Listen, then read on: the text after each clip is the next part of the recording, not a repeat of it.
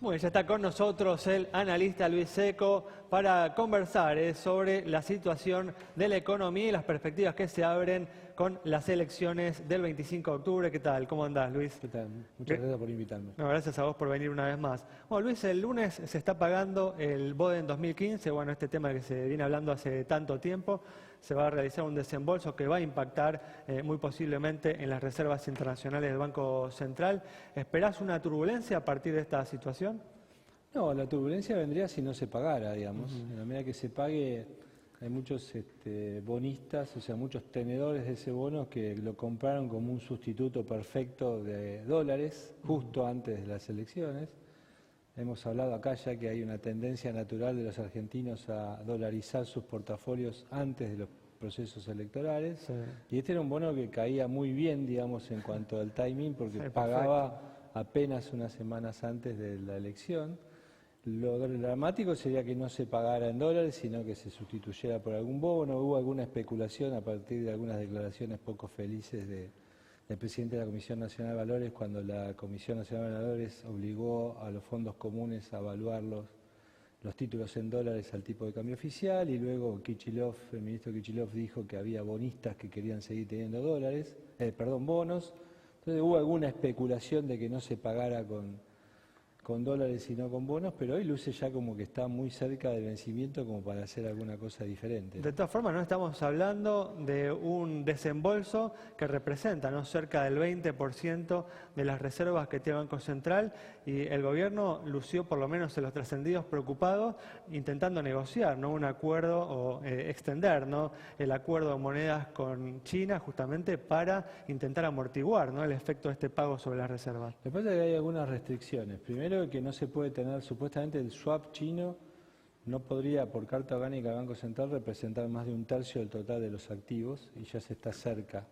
Ya no lo representa, de hecho ya no son 11.000 millones, Claro, con reservas de 33.000. Sí, lo que pasa es que ahí el problema está en que si es el del total de las reservas o del total de los activos. Entonces claro. ahí hay una discusión, primero. Segundo, hay un tema muy fuerte, del dinero es fungible al fin del día, pero buena parte de esas reservas que vos mencionás son dólares que se tendrían que haber usado para pagar importaciones, ¿no? Hoy el atraso de pago de importación argentina supera con creces ya el pago del BODEN. Por lo tanto, uno podría decir en el límite, no solo Argentina o el Banco Central dejó de darle dólares a los importadores por el monto del BODEN, sino que un poco más, como para hacer una reserva, digamos, para pagar cosas. Otro bono que vence en estos días. No solo China ha ayudado al Banco Central, sino también los importadores. ¿no? Sí, claro, bueno, eso de ayudado, digamos, uno lo hizo voluntariamente, se supone, el gobierno chino o el Banco Central chino, y otra cosa. Un bono patriótico sería, Los ¿no? importadores que se ven obligados, y también hay que pagar el bono de la provincia de Buenos Aires, ¿no? Que también van a salir de la reserva del Banco Central otros 1.000 millones de dólares en pocos días, ¿no? Ahora, Luis, el ministro también habló un poco de los voceros del apocalipsis, que siempre están, digamos, diciendo que va a venir una catástrofe que nunca llega, pero realmente es difícil explicar por qué no llega, en el sentido de que las reservas son pocas, si uno toma en cuenta las reservas reales de la economía, hay préstamos de corto plazo con el Banco de Basilea, con el Banco de Francia, estos swap con China, digo, hay pocos dólares y un montón, muchos pesos dando vuelta. Entonces, ¿por qué efectivamente no se dispara el tipo de cambio? Y parece que la situación está controlada, no hay corrida contra los bancos, hay un montón de cosas que uno podría decir, bueno, no estamos ni cerca de una crisis, cuando en realidad los dólares que hay en la economía son muy pocos. Te diría, definamos crisis y definamos catástrofe, ¿no? O sea, los argentinos después de tantos años de crisis y de catástrofes, tenemos una definición de cuando la cosa está muy mal que es muy extrema. Si vos le plantearas en abstracto a cualquier ciudadano de otro país o a un analista externo, un economista de otro país emergente, diciendo, tengo un país que hace 5 años que no crece, que cayeron sus exportaciones más del 25%, que se está quedando sin reservas y que la relación de reservas fuertes sobre el total del activo es menos de un tercio. Si lo comparás con el pasivo en pesos, te da una relación, digamos, donde el pasivo en pesos es mucho más alto, digamos, que el pasivo en dólares fuertes, y si descontás todo lo que se hizo, la cosmética que tiene el balance del Banco Central, te quedás en una situación mucho peor. Hoy la relación de convertibilidad está en 17, o sea, dólares contra reservas, contando los 33.000. Cuando vos le empezás a sacar cosas ahí, te vas a números que prefiero no mencionar, digamos. Entonces, la pobreza es del 25 o 30%, depende de la definición. Hoy en el seminario, en la conferencia anual de Fiel, hay números que te muestran que ya está arriba del 30% de vuelta. Entonces digo, uno repasa esas cosas y dice, bueno, ¿qué es la catástrofe? ¿Qué tenés que ver para hablar de catástrofe? Bueno, tenemos una brecha del 70% entre el tipo de cambio oficial y el tipo de cambio de mercado. Digo, me parece que hay una situación en la cual fue tan fuerte la crisis del 2002 que hoy cualquier cosa nos parece poca. La quiebra que vos mencionás del balance del Banco Central sería un tema que terminaría con la gestión de cualquier equipo económico en cualquier país mediocre del mundo. Mediocre. ¿Sí? Y sin embargo acá uno dice, bueno, che, no pasa nada. No, ¿cómo? Nos pasa un montón de cosas, salvo que nos hemos acostumbrado de alguna manera a decir, bueno, tan mal no estamos, ¿no?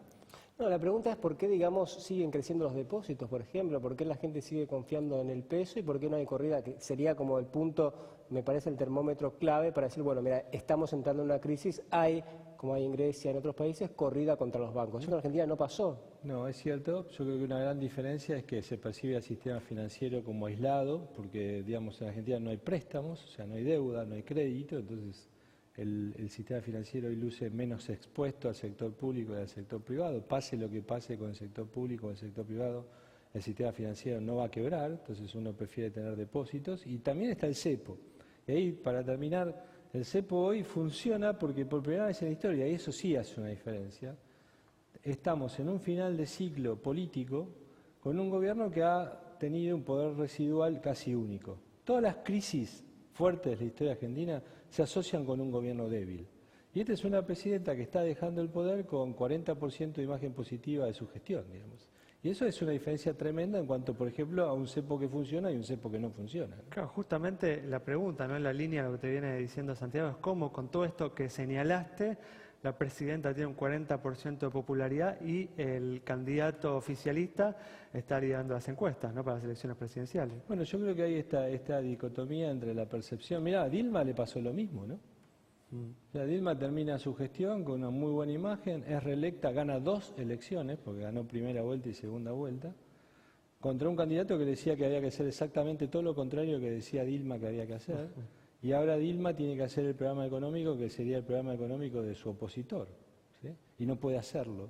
¿Por qué no puede hacerlo? Porque el partido político dice, no, vos prometiste continuidad, vos dijiste que iba a seguir todo como hasta ahora, no como decía tu opositor, ¿no? ¿Y crees que estos problemas crees que se van a dar justamente? Cualquier espejo, si eso actúa como espejo de la Argentina, esperemos que no, digamos, pero la verdad es que hay una cierta similitud cuando vos tenés una geografía que no está preparada para un ajuste, cuando la economía te demanda claramente un ajuste, ¿no? O sea, vos ves que justamente, digamos, que ¿crees que Scioli, en caso de ganar, intentaría la continuidad que está prometiendo? Yo creo en los mandatos, y a mí me parece que los mandatos no se cambian fácilmente, ¿no?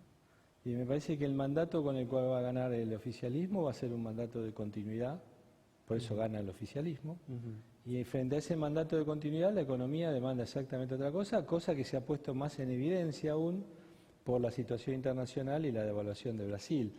Antes, hoy uno podía decir, bueno, se puede devaluar un poquito más, un poco menos, pero ahora luce que es inevitable corregir el atraso cambiario y el problema del precio relativo de la economía argentina, y eso lo ha puesto muy claramente en evidencia la situación en Brasil. Muy bien, Luis, bueno, muchas gracias por haber estado con nosotros. Nos vamos entonces con el análisis de Luis Seco sobre el final de este ciclo político en términos económicos y las perspectivas, los dilemas que se abren luego de las elecciones presidenciales del próximo 25 de octubre. Nos reencontramos el próximo miércoles a las 20:30 aquí en Metro.